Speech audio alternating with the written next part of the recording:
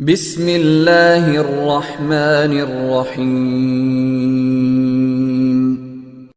السلام علیکم ورحمۃ اللہ وبرکاتہ۔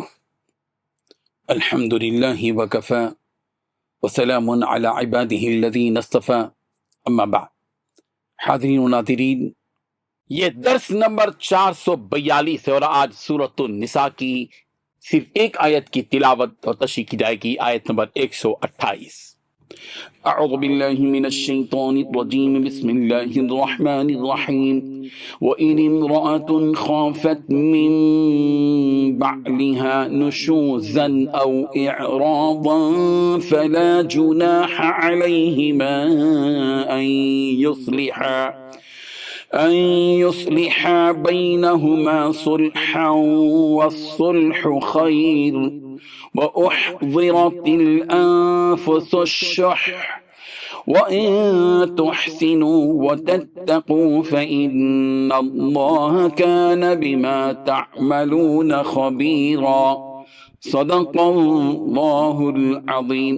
لفظی ترجمہ یوں ہے، وَإِنِ امْرَأَةٌ، اور اگر کوئی عورت خافت اندیشہ کرے، من بعلہا اپنے خاوند سے، نشوزن ظلم و زیادتی کا، او اعراضاً یا اعراض کا، فلا جناح تو کوئی گناہ نہیں، علیہما ان دونوں پر، ان یصلحا کہ وہ دونوں صلح کریں، بینہما آپس میں، صلحا کسی طرح صلح کرنا، والصلح خیر اور صلح بہت بہتر ہے، وَأُحْضِرَتِ الْأَنفُسُ الشُّحَّ اور حاضر کیے گئے ہیں نفس بخل کو، وَإِن تُحْسِنُوا اور اگر تم نیکی کرو، وَتَتَّقُوا اور تقوی اختیار کرو، فَإِنَّ اللَّهَ تو بلا شبہ اللہ، كَانَ بِمَا تَعْمَلُونَ خَبِيرًا تو ہے اس کے ساتھ جو تم کرتے ہو خوب خبردار۔ ترجمہ یوں ہے، اور اگر کسی عورت کو اپنے خاوند کی طرف سے زیادتی یا بے رخی کا اندیشہ ہو تو میاں بیوی پر کچھ گناہ نہیں کہ آپس میں کسی قرارداد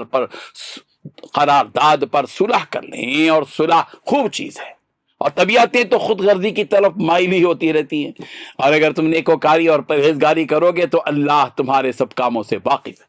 اس آیت میں 4 باتیں بتلائی گئی ہیں۔ پہلی بات، اگر کسی عورت کو اپنے شوہر کی طرف سے زیادتی یا بیزاری کا اندیشہ ہو تو ان میاں بیوی کے لیے اس میں کوئی مضائقہ نہیں ہے کہ وہ آپس میں اتفاق سے کسی قسم کی صلح کر لیں۔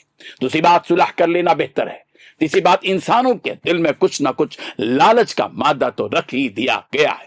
چوتھی بات، اگر احسان اور تقوی سے کام لو تو جو کچھ تم کرو گے اللہ اس سے پوری طرح باخبر ہے۔ بزرگان محترم، میاں بیوی کے درمیان جو زندگی گزرتی ہے اس کو ازدواجی زندگی کہا جاتا ہے۔ میاں بیوی کا یہ رشتہ حساس ہوتا ہے، بعض مرتبہ دونوں میں نا اتفاقی پیدا ہو جاتی ہے، جس میں کبھی مرد کا قصور ہوتا ہے تو کبھی عورت کی غلطی ہوتی ہے۔ اس آیت میں مرد کی جانب سے بے رخی یا بد مزاجی کے اندیشے کی وجہ سے جو صورتحال پیش آتی ہے، ایسے موقع پر دونوں کے درمیان میں صلح کر لینے کی بات کہی گئی ہے، اور صلح کر لینے ہی کو بہتر صورت قرار دیا گیا ہے۔ ظاہر ہے کہ جھگڑا، تناؤ، الجھن، ان ساری صورتوں میں سکون ختم ہو جاتا ہے۔ سکون، سلامتی اور عافیت اسی میں ہے کہ دونوں کسی نتیجے پر پہنچ جائیں اور صلح کر لیں۔ ابو داؤد کی روایت کے مطابق یہ آیت اس واقعے کے پس منظر میں نازل ہوئی جس کو حضرت عائشہ صدیقہ رضی اللہ عنہا نے بیان فرمایا ہے کہ ام المؤمنین حضرت سودا رضی اللہ عنہا کو جب یہ محسوس ہوا کہ رسول رحمت صلی اللہ علیہ وسلم مجھ سے جدائی اختیار نہ فرما لیں، انہوں نے عرض کیا کہ یا رسول اللہ، میں اپنی باری کا دن حضرت عائشہ رضی اللہ عنہا کو دیتی ہوں۔ اس پر یہ آیت نازل ہوئی۔ حضرت سعید بن مسیب تابعی رضی اللہ عنہ سے منقول ہے کہ محمد بن مسلمہ کی بیٹی حضرت رافع بن خدیج رضی اللہ عنہ کے نکاح میں تھیں، شوہر کو بیوی کی کسی بات سے ناگواری ہوئی یا بڑھاپے وغیرہ سے بے رغبتی ہوئی، لہذا انہوں نے طلاق کا ارادہ کر لیا۔ اس پر ان کی بیوی نے ان سے کہا کہ مجھے طلاق مت دو۔ اس واقعے کے پس منظر میں یہ آیت نازل ہوئی۔ بعض روایتوں میں کہ یہ آیت ایک ایسے شخص کے بارے میں نازل ہوئی جن کی ایک بیوی تھی جس کے کئی بچے پیدا ہو چکے تھے۔ اس مرد کو خواہش ہوئی کہ اس کو چھوڑ کر کسی دوسری اور عورت سے نکاح کرے۔ اس عورت نے اس سے یہ صلح کر لی کہ وہ اس کو اپنے نکاح میں تو رکھے اور راتوں کی تقسیم میں اسے شامل نہ کرے۔